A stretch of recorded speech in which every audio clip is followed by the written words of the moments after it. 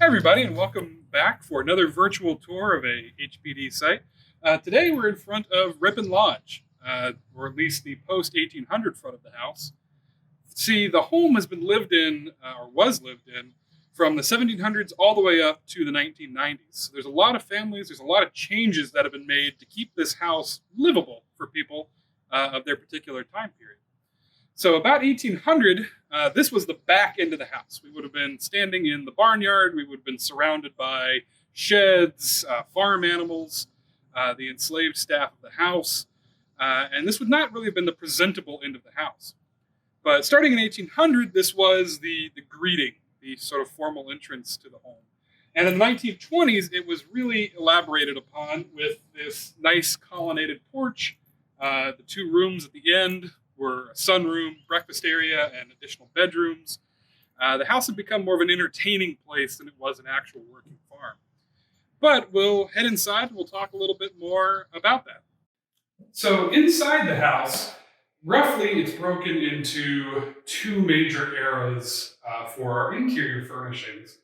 But right now, we've moved from the current front of the house to the old front of the house, where Richard Blackburn and his son Thomas and their families would have lived during the 1700s.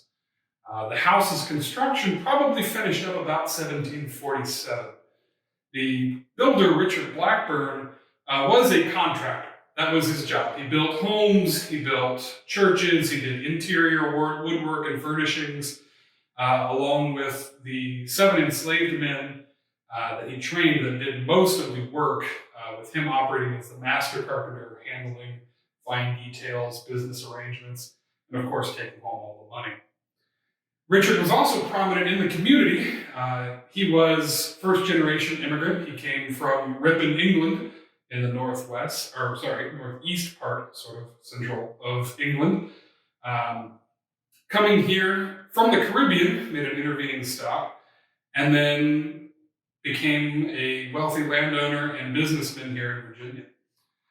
Rippon was sort of the end goal, the sort of apex of his power. He built at the time, massive home here at Rippon and entertained, welcomed people here to sort of further his connections in the community. That passed on to his youngest son, Thomas. The two older boys died before their younger brother, so it ended up going all the way to the youngest child of Richard and his wife, Mary. Thomas follows kind of in his father's footsteps, but he's no longer a businessman. His father's left him enough money that this room was probably his office. Before that, his father had used it to run a contracting business. He, as a wealthy planter, as a wealthy plantation owner, did not involve himself much in day-to-day business. He had overseers and hired workers to manage the enslaved population while he made the big picture business deals, I guess you could say. He's also a local government official. He's a justice of the peace, sitting on the county court at different times. He's a militia officer. And he's also very active in other community affairs, especially as the revolution gears up. So this room and its decorations are not exact to what was here, because serving during the Revolutionary War in a military and a civilian capacity, supplying the army, Thomas lost most of his father's fortune, his own fortune, during the war. Currency devaluation, the continental paper money used during the war was practically worthless at the end of it. And as a good leading patriot, of course, Thomas could not help but take continental money, even if he thought it was worthless. So at the end of his life, when he dies in 1807, most of his belongings are sold at auction. His food, clothing, property, almost everything that did not belong to his wife, Christian, and her family was sold off. So we have some basis for the items that we have in here and sort of its setup, but it's not exact in what we've been here. What is exact is the coloration.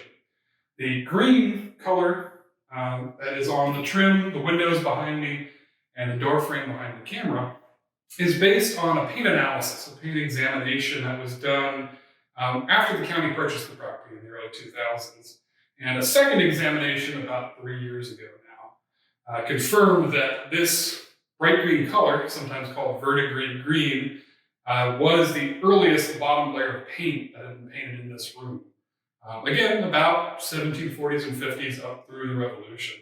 It would have been this color before others were painted on top. So now we are standing in what's sometimes called the best room, the parlor, dining room, whatever you want to call it. This was the entertaining room of the house, sort of the heart of its life under Richard and Thomas, for entertaining important guests like the Washingtons, the Masons, the Leaf family of Pennsylvania. They're all in the same social circle, and they all are kind of trying to compete to impress each other. Now, Rippon is smaller than Pennsylvania, it's smaller than Gunston Hall by a little bit, fair amount, and of course smaller than what Mount Vernon would become. But the furnishings in here, the fittings, the service would have been a key feature as well of the house. So now in our off season, we're a little bit dressed down in here compared to what's usually in this room. But you can still get a sense, as you can see the woodwork behind me a little bit, would have been the work of Richard Blackburn's enslaved workmen.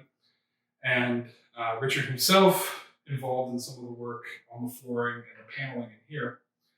Behind me, as I mentioned in the last room, Richard's son, above there, Thomas, and then to the lower side, his wife, Christian Scott, a Dumfries resident. They grew up fairly close together, knew each other, grew up in the same social circles, and married. They're about 18. They're about a year apart in age. So together, they would eventually inherit this place from Richard and Mary, Thomas's parents, and also inherit further property in what's now Prince William Forest Park, near the intersection of 234 and Minnieville Road, that belonged to Christian's parents about the time of the Revolution. Richard, during the war, is initially appointed by the government of Virginia, Governor Patrick Henry, as a lieutenant colonel in the Virginia State Troops. There's kind of three tiers of the Continental Army. There's the militia, which are short-term volunteers. They're usually not trained terribly much from the community. Then there are state troops, Virginia, Pennsylvania, Maryland, Massachusetts, all at different times raise soldiers to protect their own particular state. Most of them end up serving in the main Continental Army under George Washington or under Nathaniel Greene. But Thomas is initially elected and appointed to the state troops as a lieutenant colonel of the 2nd Virginia State Line. That doesn't last very long. He's in the Virginia State Army for about 6 months, from December of 1776 to the early summer of 1777, before he leaves Williamsburg and leaves his troops to go home on leave, and by the time he returns, he's been replaced. There's some political backroom dealing that goes on involving his pre-war service in the General Assembly. He made some enemies, and they managed to get their candidate substituted for Colonel Blackburn. But he didn't stay home very long. Shortly after he's dismissed or resigns from the Virginia State Army, he goes to Pennsylvania. The army is fighting for its life. The country is fighting for its life around Philadelphia into the fall of 1777. The British Army is crushing down around what is then the nation's capital and the Continental Congress. And Richard goes as a volunteer, without pay, without any remuneration for rations, equipment, or anything like that, and serves as a volunteer aide, probably not on General Washington's staff, but either on General Muhlenberg or General Stevens's staff, who were two other Virginia generals. One way or the other, during the Battle of Germantown in the fall of 1777, Thomas is wounded in the thigh and is nearly killed. One of his friends, a local physician that's serving in the 2nd Virginia, not state line, but the regular 2nd Virginia, attends to him and transports him to Baltimore for greater medical care before he eventually returns home, probably in the early winter of 1778. That wound will not kill him, but it will affect him the rest of his life. There is now an ounce of lead stuck in his upper thigh. It causes issues walking, traveling, riding a horse, and potentially gives him a fever that nearly takes his eyesight. So what had been a promising political military career and a promising farm and plantation operation kind of plateaus and then drops off until his death in 1807. So about 1807, when Thomas dies, the house moves to the possession of a different family. Now they're going to own it with a few small gaps for the next about 100 years, the Atkinson family. It's going to pass through their hands in that long tenureship, very little record of their life here. We have a few scattered store accounts, some census records.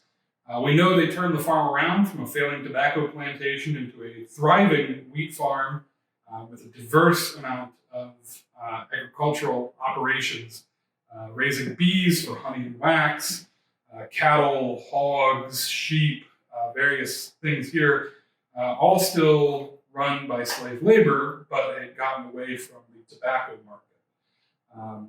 But there's not really a whole lot we have to look at their lives, who they were, how they behaved, what they thought, other than they're fairly unlucky. After the initial Atkinson purchase, Mr. Atkinson was an Englishman from Nottingham, became a successful merchant in America, and like Richard Blackburn before him, bought this plantation to sort of make a better name for himself among the aristocrats of Virginia. He's really the only one of his family that lived to an old age, into his 70s. His son, Richard, would die at about 35. His wife, shortly afterwards, at a similar age, of typhoid fever that they contracted in Alexandria in the 1850s. Their children, their daughter Sally, lived to be into her 60s, but the rest of them, including their son, George, who inherited this farm from his father in the 1870s when he came of age, he was only about 51 when he passed away in 1901. So the Atkinsons were here, but we can't say a whole lot about them. We do, however, have actual pictures, photos of the people that bought the farm from them. This is one of the brothers, Tom Maron. Tom was a longtime employee of the United States Post Office, and then following that with the Western Express and the Railway Express agencies in D.C., where he eventually rose to be general manager of the company's operations in D.C. Tom, in his retirement with his brother Gus, who was a wholesale grocer in D.C., they were avid sportsmen. They loved to fish. They loved to hunt. This place was probably not all that expensive for them to buy in, again, about 1910, 1911. And they were after it mostly as a place to get out of D.C. and to have the waterfront access on the Absco Creek for fishing and hunting, which they did for many years. They're both Spanish-American War veterans, serving in the 1st D.C. Infantry in Cuba. And then would from here go on to another farm in Widewater down in Stafford County, where Gus went to cook for the Western Marine and Salvage Company at Ellis Bay, the shipwrecking operation whose ruins you can still see today in a wildlife refuge. So the Maron brothers are here for about a decade before they make one of the most important sales in this house's history to a man named Wade Ellis. We'll talk a little bit about Mr. Ellis in his room in the house. So in here, we are in what Wade Ellis, the owner of the house from 1924 all the way up through the 1940s and 50s, what he converted from the master bedroom of the house into his study. This room originally had floor-to-ceiling bookcases added to it and was filled with books on all those shelves. Mr. Ellis was an avid reader. He was an attorney. He had been in and out of private practice. He'd worked for the city of Cincinnati at one point as a city solicitor, had been a newspaper editor and journalist for a time, and rose to prominence in Ohio politics thanks to being an early supporter of a man named William Howard Taft, who would go on to be President of the United States and a Chief Justice of the Supreme Court. So with that connection and with his legal skills, he eventually was elected Attorney General of Ohio, and then after that came to D.C., where he worked for the United States Department of Justice as a special prosecutor and special counsel. He then went into private practice with his brother Challen and remained in the D.C. area because he and his wife Desi, seen in this picture. Wade and Desi really liked the DC life. They found the social scene interesting. They had plenty of friends that had moved to the DC area, so they stuck around. And like a lot of wealthy DC residents, and the Marons included before them, they were looking for a summer place to get out of the city, an un-air-conditioned Washington, D.C. without fully enclosed sewers and the Anacostia largely still being marshland with no houses on it. D.C., not a terribly pleasant place to be in the summertime. So they were taking one of their many drives, kind of rambles out into the countryside around D.C., as they did, being wealthy 1920s socialites. They could see this house from what is now US 1 in those days, believe it or not. Drove up. Mr. Ellis is interested in colonial history. His wife's interested in colonial history. They come out, check the place out. Mr. Maron tells them a little bit about the house, about the Blackburns, about the Washington family connection, about them visiting here.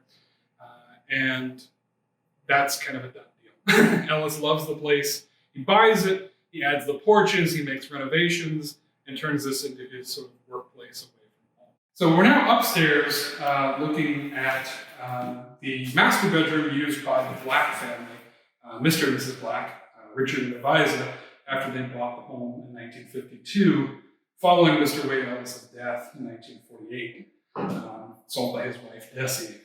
The Blacks moved in here after World War II. Mr. Black was working in D.C. and Baltimore from time to time for the Navy Department at the Office of Naval Research. And Eliza was a freelance magazine and newspaper illustrator, handling mostly commercial contracts for fashion and illustrations and things like that, but was also an artist in her own time. Led several gallery shows in D.C. during their time here. They also split their time with a townhouse in Georgetown that later became their primary residence. But during their time here, this was the master bedroom upstairs, with several smaller bedrooms for their children joining it, and a ensuite bathroom that has since been removed. So this space upstairs was originally undecorated. It would have been almost completely open and would have been the domain of the Atkinson and Blackburn kids. The Black family owns the house up until 2000. The Admiral dies in 1993, Eliza dies a few years later, and their daughter Debbie will sell the house to the county in 2000 for about $1.4 million. With that, the county would get 40 acres of property, the house, and the surrounding outbuildings, and most of the collection of items that the Black family and the Ellises had built up over the years, which included a number of artifacts about their life and about the lives of residents here before them.